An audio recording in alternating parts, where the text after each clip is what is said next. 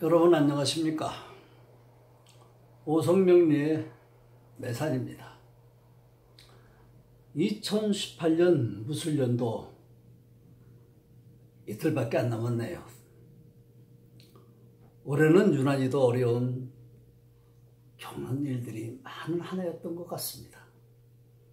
청년들의 구직난이라든지 화재로 인한 재산과 인명피해가 더 컸던 한 해가 아닌가 생각합니다. 4년마다 돌아오는 진술 충민년은 특히 인명피해가 많이 일어나는 한 해인 것을 각인시켜주는 것 같습니다. 그러나 어쩌겠습니까? 받아들일 수밖에요. 도리가 없지 않습니까?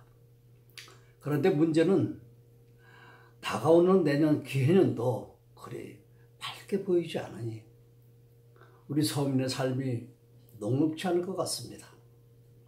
아무튼 기해년 여러분의 행운을 기원하면서 오늘은 사주팔자를 공부하면서 제일 어렵게 생각하고 혼란스러워하는 격국용신에 대해서 말씀드리도록 하겠습니다.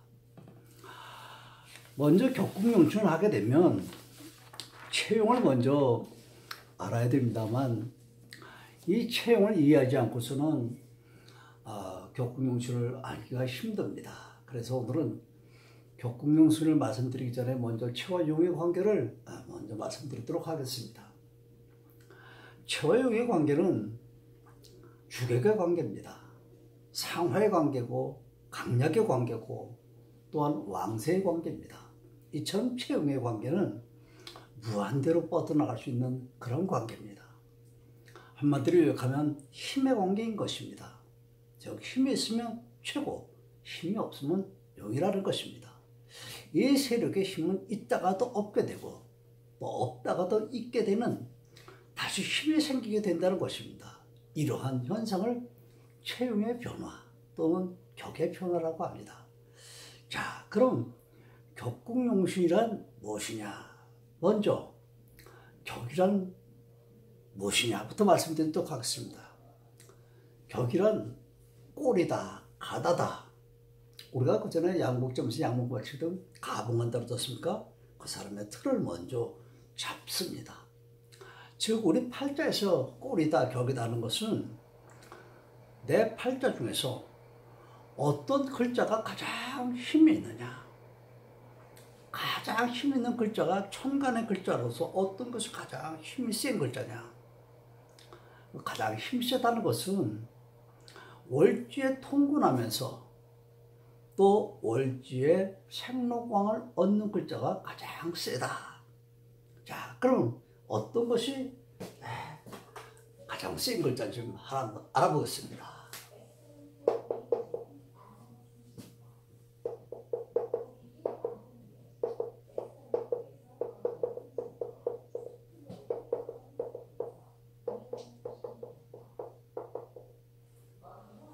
어떤 사람의 이런 팔자가 있다고 봅시다. 자, 가장 천간의 글자가 힘이 있는 글자가 자월에 통근을 해야 된다고 했습니다. 월지에 통근을 해야 된다고 했습니다. 자, 자월입니다. 자월의 경금일주가 천간에 투관되어 있는 것이 보니까 개수가 투관되어 있습니다. 이렇게 투관되어 있는 글자가 월지에 뿌리를 내리고 있고 또 월지에서 생록왕을 얻게 되니까 이 개수가 이 팔자에서는 가장 제일 힘이 센 것입니다. 이게 뭡니까? 상관입니다. 그래서 이 격을 얘기할 때 월지에다 힘을 제일 뿌리를 내리고 월지에서 생록왕을 얻게 되는 것 같은 경우에 격이라고 합니다. 그래서 상관격이라 이렇게 얘기합니다. 두 번째로 격국의 국이란 무엇이냐? 국이라는 것은 치지의 합복을 얘기하는 것입니다. 다시 말하면 여러분들 삼합국을 아시죠? 인호술, 해머미, 신자지, 사유축 이렇게 삼합국이 지지에 가지고 있습니다. 이런 걸 국이라고 하죠. 그래서 격국하게 되면 천간에 드러나 있는 글자가 힘을 가지고 있는 격과 지지에서 국을 짜고 있는 이 삼합국을 짜고 있는 걸 둘을 줄인 말이 격국입니다. 이렇게 격국은 변화한다고 했습니다. 이렇게 격은 국과 격을 이렇게 구분해서 말씀드렸지만 사실은 하나입니다. 다음은 격과 국을 얘기했으니까 그 다음에 용신이 뭐냐? 용신은 무엇이냐? 용신이란 월지 자체가 용신입니다. 월지 자체가 용신이다. 이게 무슨 말입니까? 자, 월지가 용신이라고 했습니다. 자, 여기는 말할 것도 없이 개수가 투관되어 있으니까 삼각적이라고 했지만 이 글자가 투관되어 있지 않다 하더라도 월지 자체가 격국이고 용신입니다. 그러면 이 자라는 글자가 격국의 용신이야 그런 게 아니라 자의 본질은 개입니다. 그러니까 이렇게 얘기할 때는 자중의 개수가 용신이다 이렇게 말씀드리는 겁니다. 만약에 어떤 사람이 이렇게 5월에 태어났다고 하면 5 중에 정화가 있습니다. 그럼 5 중에 정화가 용신이다 그러지 5가 용신이다 이렇게 얘기하는 건 아닙니다. 예, 예? 5 중에 정화, 자중의 개수가 용신이다 이렇게 말씀을 드릴 수가 있습니다. 그럼 격과 국과 또 용신을 이렇게 알아봤습니다.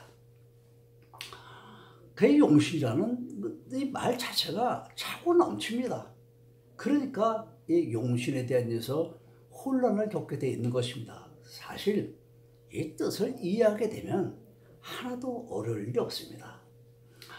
격을 성격시켜주는 상신도 용신이라고 하죠. 희신도 용신이라고 하죠. 통관하는데 동을 준다도 통관용신도 있죠. 부엉용신, 억부용신. 뭐 하다못해 한신까지도 용신이라고 하죠. 이렇게 용신이 엄청 많습니다. 그런데 용신이란 말은 다 표현한 건 똑같은데 그가 가지고 있는 뜻은 다 다릅니다. 그러니까 어떤 선생님은 용신 잡는 귀신이라고도 하고요. 또 어떤 사람은 용신 찾아 산만리라고도 하고요. 이런데 이렇게 찾는 용신을 왜 찾는지를 잘 모르는 것 같습니다. 용신을 찾는 데는 이유가 있습니다. 용신 찾게 되면 으쓱하고 대가연양하지만 그 용신이 뭔지도 모르고 찾고 있습니다. 자, 용신을 왜 찾느냐? 찾는 이유가 두 가지가 있습니다. 첫 번째는 용신이라는 건 아까 뭐라 했습니까? 격국이라고 했습니다. 격을 찾는 이유가 두 가지가 있는데 첫 번째는 그 사람의 정체성을 격을 안다는 얘기는 그 사람의 정체성을 안다. 정체성이 무슨 말이냐? 그 사람이 무슨 생각을 가지고 무슨 뜻을 가지고 살아가는 것이냐? 이거 정체성 아닙니까? 그 사람의 정신이 무엇이냐? 그것이 정체성입니다. 그러니까 격을 안다. 그 사람의 격을 안다는 얘기는 그 사람이 어떤 사람, 어떤 생각을 가지고 있는 사람이라는 것을 알 수 있다는 얘기가 됩니다. 두 번째는 격을 찾는 이유가 우리 팔자에 운행하는 중 희신과 기신을 알기 위한 잣대가 됩니다. 희신, 기신 여러분들 많이 들어보셨을 겁니다만 희신이란 뭐냐? 기신이란 무엇이냐? 어려운 말이죠. 희신은 나한테 좋은 운이 온다는 얘기고 기신이라는 건 나한테 나쁜 운이다 이렇게 얘기하는 겁니다. 근데 사실 나중에 팔자를 공부하게 되면 희신이 나한테 좋지 않을 때도 많습니다. 또 반대로 기신운이 나한테 나쁜 운인데도 나한테 엄청 좋을 때가 많습니다. 야, 여기서 지금 희신 기신의 잣대는 어떡하지라 FMC로 원칙론을 얘기하는 것 뿐입니다. 우리 도로에 주행하다가 빨간불이면 서야죠. 파란불이면 지나갈 수 있습니다. 이건 뭡니까? 원칙론이죠. 그러나 빨간불에도 서야 될 때가 있고 빨간불인데도 서야 될 때가 있고 빨간불인데도 가야 될 때가 있고 파란불일 때도 서야 될 때가 있습니다. 자, 빨간불이 돌아서 지금 차가 서 있습니다. 자, 어떤 노인네가 횡단보도에 불이 들어와서 걸어가고 있습니다. 걸음 속도가 느립니다. 자, 파란불로 바뀌었습니다. 그럼 차는 갈 수가 있습니다. 그러나 아직 노인은 횡단보도를 다 건너지 못했습니다. 어떻게 됩니까? 이래도 파란불이라고 가야 됩니까? 그분이 다 지나갈 때까지 기다려야 되겠죠. 이렇게 삶은 원칙론도 있지만 융통성을 발휘할 수 있어야 됩니다. 빨간불에도 가야 될 때가 있는 거 아니면 파란불에도 서야 될 때가 있습니다. 자, 너무 서로 이끌었나요? 격을 따지는 일은 그 사람의 정체성을 얘기하는 거예요. 아무튼 이 사람의 정체성을 알고 또 하나는 희귀신을 가린다고 했습니다. 나한테 희신이냐 귀신이냐. 예를 들면 이 팔자에서 희귀신을 따를 때는 이렇게 따르는 겁니다. 자, 금, 수, 목, 화, 토입니다. 자, 이렇게 갈랐습니다. 그러면 이 상관의 글자는 이쪽에 있습니다. 인비 대 식재관입니다. 인비 쪽에 내 격이 있느냐, 식재관 쪽에 내 격이 있느냐, 이걸로 희귀신을 가리는 것입니다. 자, 이쪽에 상관의 글자가 있다면 인비 쪽에 힘이 약합니다. 자, 이렇게 씌우셔가 있다고 합시다. 자, 상관이면 이쪽에 무겁습니다. 그러니까 운에서 올 때 이쪽 운이 와서 눌러줘야 평형이 잡혀지지 않겠습니까? 바란스가 만다는 거죠. 그러니까 이쪽에 운이 왔을 때 희신이라고, 이쪽에 숙여졌는데 또 더 무겁게 눌러주게 되면 어떻게 됩니까? 귀신이라고 하는 거죠. 그러니까 이 명이라면, 예를 들어서 내년에 기해년이 돌아온다면 기가 뭡니까? 토의 글자 아니겠습니까? 야, 인성이 온다. 그럼 인성이 온다면 이 사람에게는 희신운이 오는 것입니다. 그러나 아까 제가 말씀드린 것처럼 희신이라고 해서 다 좋거나 희신이라고 해서 다 나쁜 건 아니라고 말씀드렸습니다. 자, 이 글자 같은 경우는 희신이 왔는데 불구하고 또 이렇게 어떻게 됩니까? 갑기 합이 되죠. 그래서 갑의 재성을 사용하지 못하게끔 정지시켜 놓는 겁니다. 이걸 갑기 합이라고 하지만 합반이라고 합니다. 묶여서 쓸 수가 없다.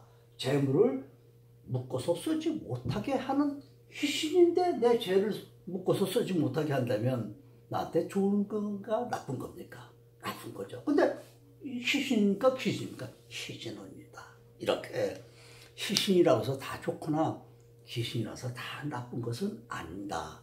이걸 아시고 나중에 이거는 팔자를 운용하는 실전에서 말씀드리도록 하겠습니다. 오늘은 아무튼 격을 따지는 이유가 첫 번째 그 사람의 정체성을 알기 위해서다. 두 번째는 희신은 귀신을 가리는 잣대가 되는 것이다. 이렇게 격을 잡는 이유를 말씀드렸습니다. 그럼 격국의 대표적인 형태는 어떤 것이냐 잠깐 알아보면 이런 것입니다. 여러분들 사길신, 사흉신 들어보셨죠? 사길신이란 뭐고 사흉신이란 뭐냐?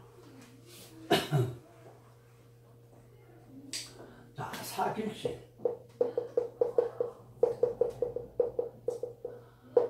사길신은 재관인식이죠.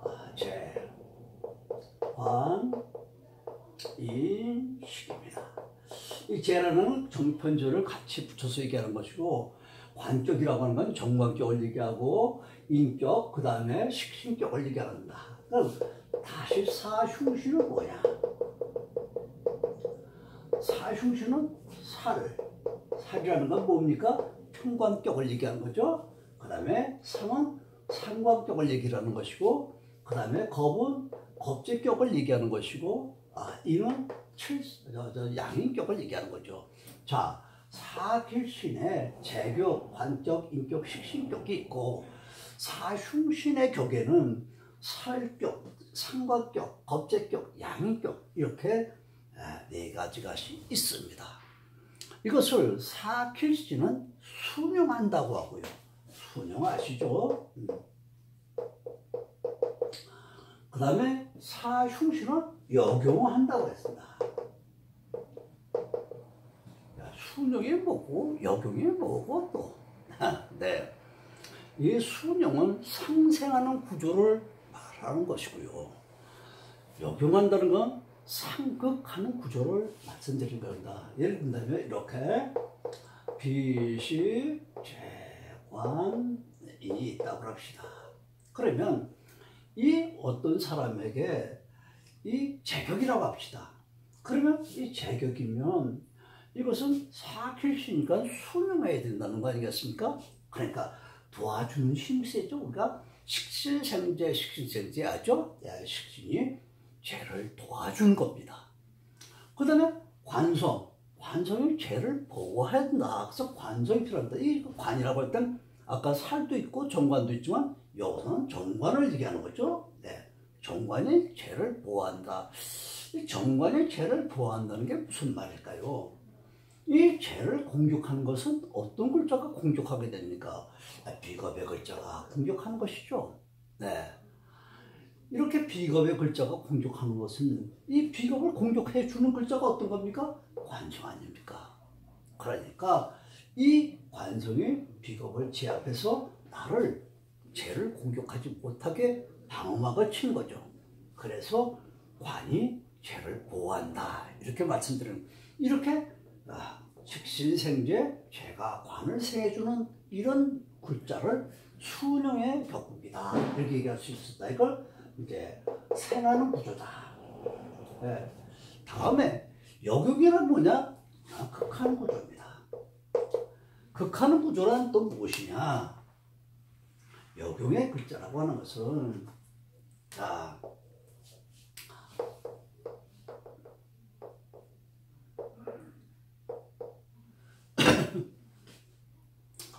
어떤 사람이 식신이 있습니다. 식신격이라고 합시다. 식신격이면 삼관격이 되겠죠. 식신격이 아니라 이제 역용이니까 삼관격입니다. 삼관격이면 여기에 속하니까 사흉신에 속하니까 이건 뭐겠습니까? 역용해야 된다고 그랬죠. 역용은 뭡니까? 극하는 것이라고 했습니다. 인이 정인이 인성이 상관을 공격해 줌으로 인해서 제압해 준 거죠.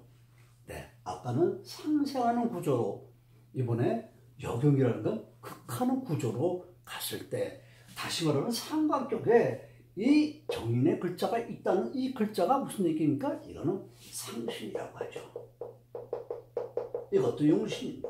네, 제압해 주는 글자가 있으면 이것도 이제 나중에 공부하게 됩니다만 상신도 용신이 된다. 아까 용신도 용신이라고 했죠? 상신도 용신.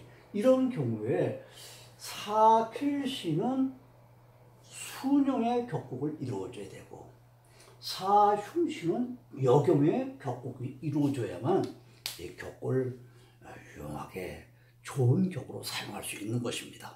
자, 아무튼 사필신, 사흉신에 대해서 알아봤습니다.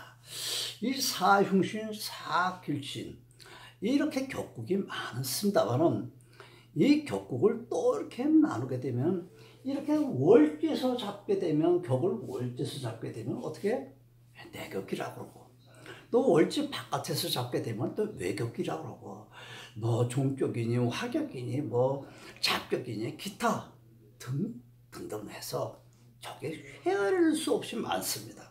그러나 이런 거 다 머릿속에다 빼버리시고 종격 하나만 머릿속에 넣고 계시면 된다. 아까 말씀드린 격에는 변화가 많이 일어납니다. 이렇게 많은 변화가 일어나는 걸 일일이 우리가 다 격을 쫓아가면서 알 필요는 없습니다. 자, 그럼 이 변한다고 하는 것을 우리 한번 알아보도록 하겠습니다. 격이 변한다. 어떻게 변할까요? 자,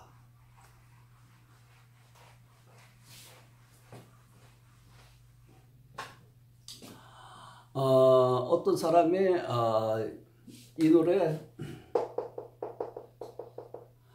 경금이라고 합시다. 그러면 이게 제격입니다. 첫 번째 제격이었습니다.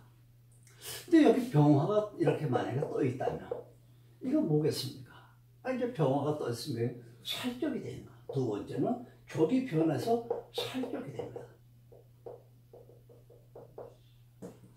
자, 그런데 여기 또 임수가 만약에 투에 있다고 합시다. 그러면 어떻게 됐습니까? 또 이 격을 공격받게 됩니다. 그러면 병이 살이 공격받게 되니까 다시 원점으로 돌아가는 겁니다. 자, 제격으로 다시 원점으로 돌아갑니다. 이렇게 격이 엄청나게 많은 변화가 생깁니다. 그러니까 격 자체 하나만 가지고 이렇게 저렇게 따질 건 못 됩니다. 나중에 이제 우리는 지금 처음 아주 기초적인 걸 배우기 때문에 이렇게 격도 배우고 상생도 상각도 희신도 귀신도 배웁니다만 나중에 팔자 8글자가 전부 다 회오리 바람처럼 움직일 적에 이런 것이 다 무용지물 되는 경우가 많습니다. 그러나 지금은 기초를 배우는 때니까 하나하나 머릿속에 꼭 집어넣고 있으셔야 됩니다. 자, 이렇게. 자, 또 어떤 경우, 이런 경우도 하나 있겠죠? 해월의 정화다.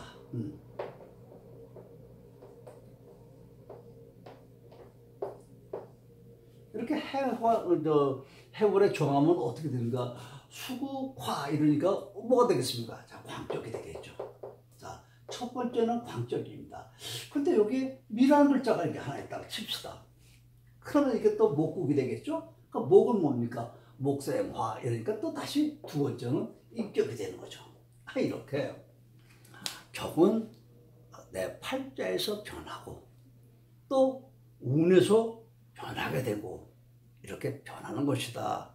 그런데 팔자를 볼 적에 제일 첫 번째 격을 볼 적에 유의사항이 있습니다. 이 유의사항은 뭐냐? 제일 첫 번째, 내 팔자에 격이 형이나 충을 당하게 되면 격을 논하지 않는다. 예를 들면 자,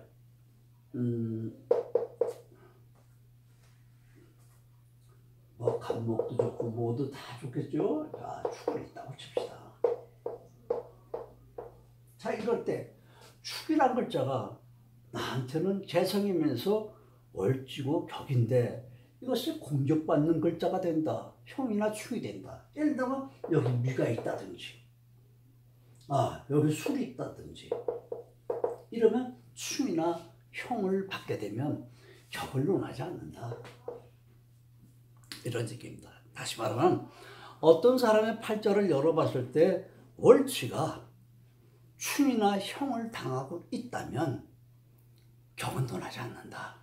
그러나 대운이 또 등장되죠. 대운도 체에 속하는데 격은 대운까지를 얘기합니다. 어떤 사람이 여기 이 노래 경인이라고 할까요?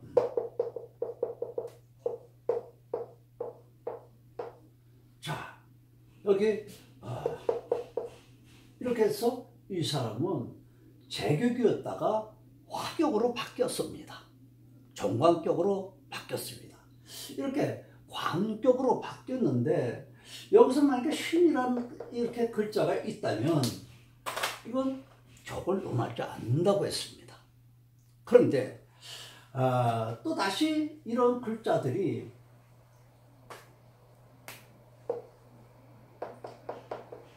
자, 이렇게 충이 됐으니까 재격을 논하지 않는다고 했습니다. 그런데 또 대운에서 이렇게 인대운이 왔습니다. 정대운이나 인대운이 왔습니다. 이렇게 되면 인신충으로 이걸 또 제거해 버립니다. 이럴 적에는 재격이 다시 살아나는 것입니다. 이렇게 격이 많은 변화가 겪게 되는데 이 격을 어디까지인가? 이렇게 대운까지입니다. 세운에서는 격을 논하지 않습니다. 자, 정리해 보겠습니다. 격을 찾는 이유는 첫째, 그 한 개인의 정체성을 알아보기 위해서다. 두 번째는 희귀신을 가리는 잣대로 우리가 격을 찾는 것이다. 이렇게 생각하시고요. 또 우리가 월지가 곧 격인데 월지가 격이면서 용신인데 격이 형이나 충, 다시 말하면 월지가 형이나 충을 받게 됐을 때는 격을 논하지 않는다. 이렇게 이 원칙만 가지고 여러분들이 격국에 대한 것을 이해하시면 무리가 없을 것이라고 생각됩니다. 자, 이상과 같이 오늘은 격국용신에 대해서 말씀드렸습니다만 어려우셨죠? 그러나 이해를 하고 달달달 외우는 학문이 아니라 외우게 되면 그 글자의 뜻을 이해하게 되면 그렇게 어렵지 않으리라고 생각됩니다. 마지막으로 제 명에 대해서 잠시 아까 말씀드렸던 희신과 귀신 이런 것들을 가지고 잠깐 우리가 제일 많이 이렇게 조호용신이라는 게 있지 않습니까? 어떤 사람이 추운 겨울에 태어나면 따뜻한 기운이 오면 좋다고 얘기합니다. 아까 제가 말씀드렸죠? 파란불에도 서야 될 경우가 있고 빨간불에도 가야 될 경우가 있다고요. 예를 든다면요.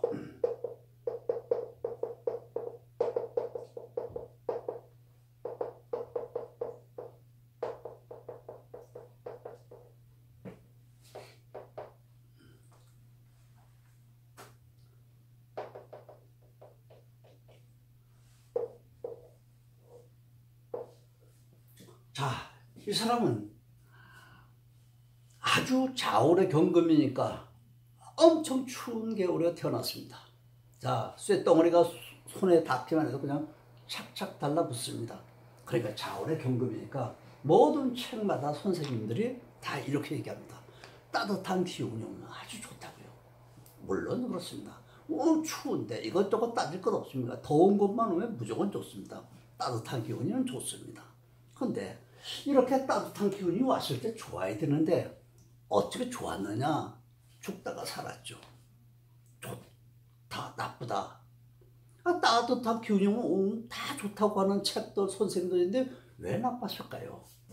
그 사람이 가지고 있는 팔자를 전체 다 보지 않고 한 부분만 봤을 때 말씀드렸다고 아까 말씀드렸죠. 파란불이면 내가 갈 수 있지만 저기서 노인이 건너오게 되면 서야 된다고요.